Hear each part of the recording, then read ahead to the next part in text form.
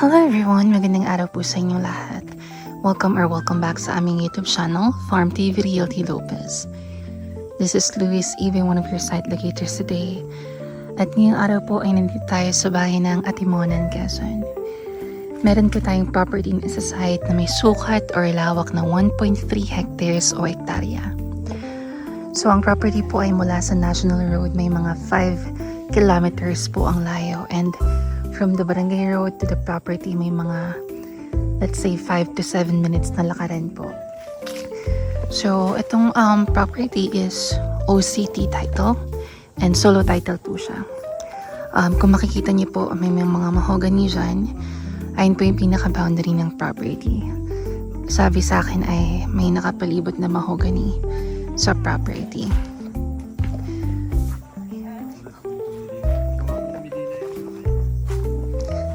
Meron siyang mga kawayan din, mahogany kawayan. Mga nasa 100 na puno ang mahogany.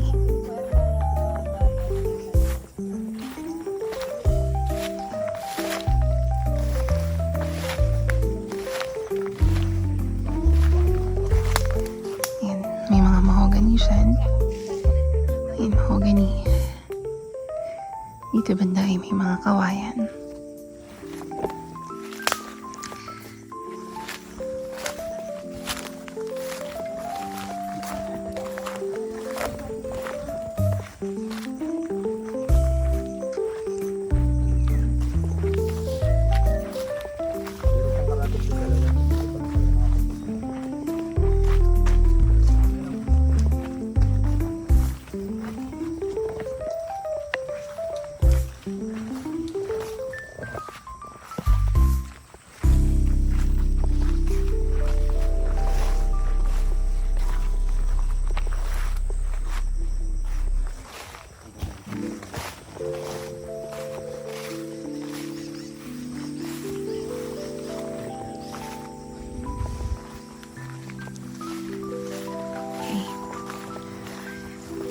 Ang mga puno ng nyog, mga nasa 100 daw ang namumunga. Pero marami ng tanim.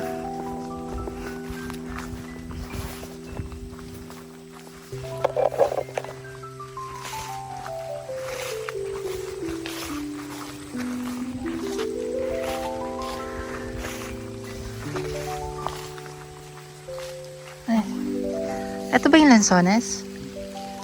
Puno ng lansones. Mga ilan puno ng lansones? Ayan lang. Okay. Mga nasa 130 meters. So, ang right of way natin. Uulan. Ay, yung makikita niyo, maraming mahogany.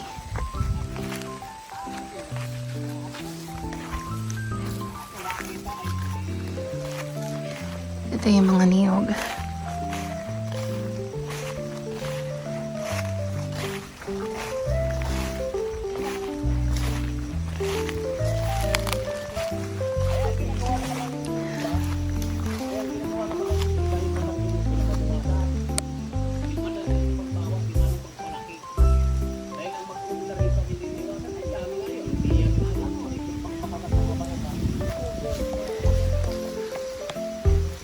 Hanggang saan po ang property? Saan? Wala na ito. Ikaw kuya ang mag-ano. Ay. Tara. Ay, akala ko naman yung isa. Yung sinamahan ko doon sa ano. Sa taas. Tara.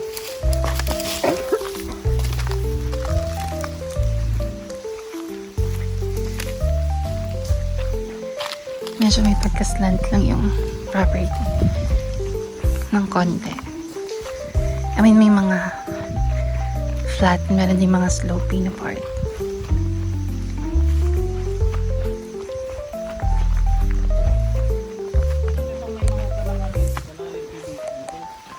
Ito pong may mga mahogany. Bale, yan po yung pinaka-boundary niya, no? Yung pinaka-boundary po niya. Ayan yung mga mahogany. Pinaka-boundary daw niya, yung mahogany.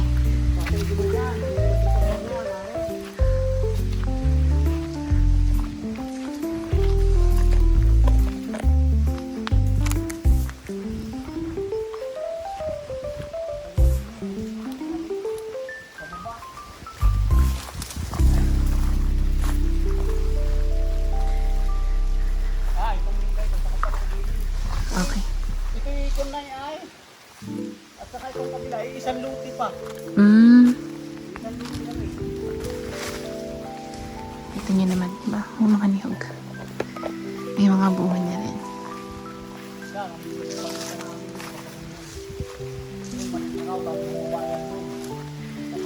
Pababa pa po yan.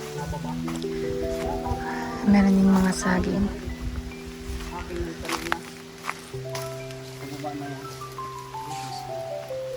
Medyo pa slope siya, no? Isang luti. Yung kapinsan niya. Kaya nung ano. Pero iba na po yan. Kasama din sa lupa pang area. Yun yung sinasabi kong na nung magpasukat yung kabila na bumaba doon sa gubat doon. Yan, nadala yan. Hanggang yan doon sa kabila ro. Hanggang dun pa po yung ano. Oo, yan. Itong lupang ari. Ay, ito tinuro sa akin. Bale, itong mga niyog, kasama pa po yan, no? Kasama sa ay, iba na ang nagpunay yan. Basta ang akin lang mula ron. Tapos itong nyug na ari. Yan, mga takaran lang yan. Kung sabihin, di ba lote lang ito pero kasama po yung isa. Ano ay, itong luting ari kasama na rin. Iba naman ang nangasiwa niya. Pero kasama po sa one point. Kasama sa one point. Ay, hindi. Nasa magulo. Pero, itong part nito ay hindi na raw kasama sa property. Bale, itong dito sa may pababa, yung kasama pa sa property. Medyo pa-slope lang siya ng konti. Actually, hindi lang konti. And medyo pa-slope lang siya talaga sa part na to. Although may mga part naman talaga na flat. Pero itong part na to is medyo pa-slope siya. So, ayan, itong part na to. Ayan, pa-slope siya. But as you can see, ayan, maraming puno ng niyog. Yung mga niyog dito yung parang yung hindi lumalaki ng sobra. Or medyo, siguro bata-bata pa. Meron din mga puno ng saging.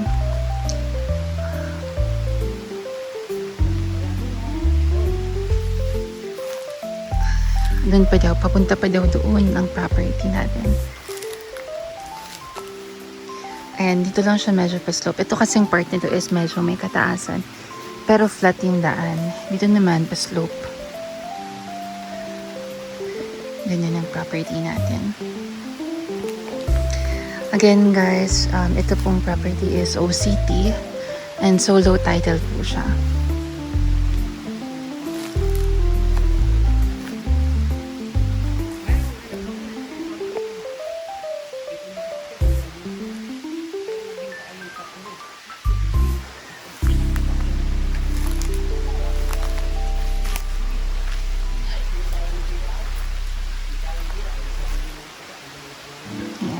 Balik din sa may banding baba is pa-flat naman siya. Ito lang talaga yung part na medyo pa-slope siya ng konti. Kaya balik tayo dun.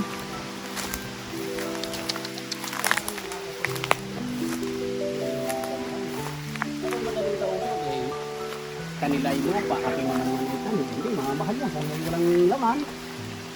Oo. Ito yung pang-ari. Laki sana ng punay nito kung ito yung magkano ang presyo sa kanya. Yan, ito po ang sinasabi ko kanina. May pagka-flat naman.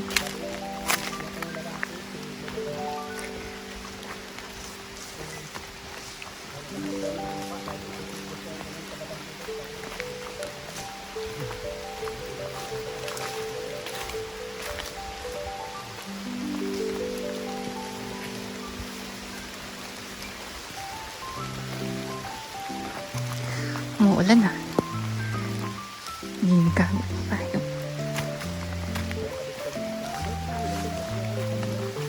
Ayan, pa-slow pa rin dito. Super dito.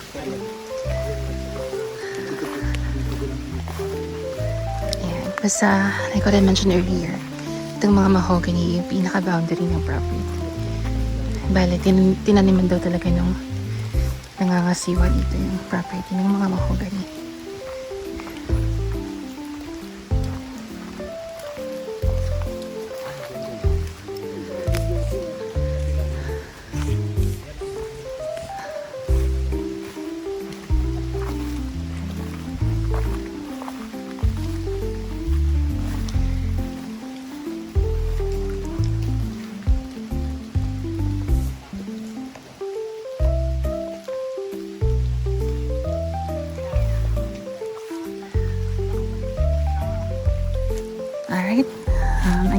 so much po sa patuloy na pinanood ng aming mga vlogs. Again, kung meron kayong mga questions, mga inquiries, huwag na huwag po kayong mahiyang tumawag or mag-text sa mga numbers na nasa itaas. Again, this is Luis, even one of your site locators today. Thank you so much and see you on our next vlogs. Bye!